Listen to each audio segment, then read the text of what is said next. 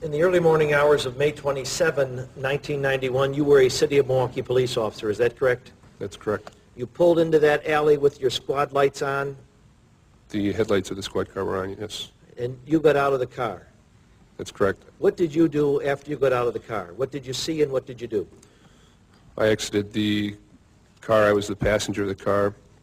There was a group of people in the alley, and they were all pointing to a white male and a second Asian male who was naked just east of our location in the alley.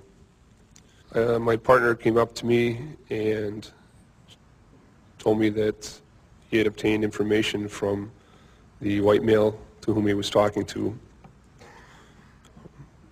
and basically that the Asian male's name was John Hamong and that he was 20 years old and that he had been staying with him for the last, I believe he said, 2 to 3 weeks. Had been staying with whom? With Mr. Dahmer. He also had obtained Dahmer's name at that point. Officer Perupkin and myself and the Asian male and Jeffrey Dahmer began walking toward the rear of the apartment. While we walked back to the apartment, Mr. Dahmer spoke of the crime in the neighborhood and how bad he thought it was. He said he was glad that the police were in the neighborhood and that there was a need for the police. I believe he may have been smoking a cigarette during that time.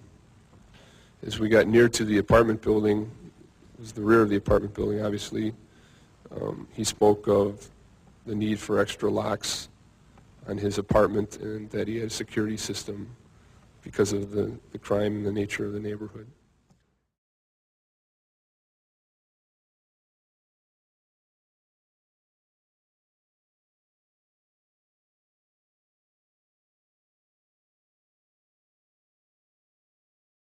He showed you up to his apartment, Correct? and he convinced you that you could go about your business, that he had everything under control. We were convinced that all was well.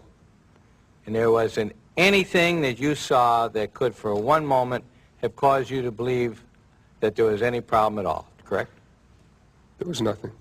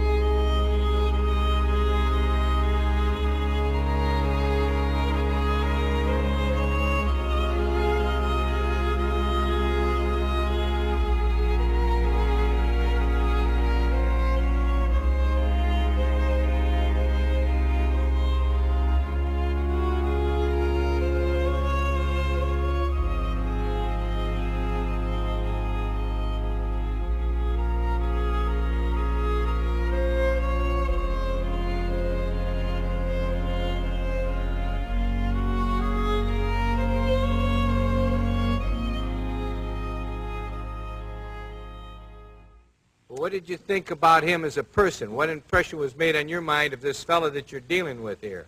Yeah, that at times he wasn't himself, and then at times he was like a nice guy, you know. He would come and go different times, you know, throughout the whole time. Then he would like sit, being quiet at times, watching the movie, wanting me to watch the movie, you know, and just doing little chanting sounds, you know. Did you observe him watching the movie and how he would react to the movie? Right, he would like just start rocking back and forth when he, you know, certain parts of the movie or whatever. You have to say, what did he say, Madam? It was like chanting at certain times and rocking back and forth. Right. Tell us about his chanting. What was that all about? I'm not even sure, sir, but it was just like, I can't tell you the words. I couldn't understand what he was saying at that time.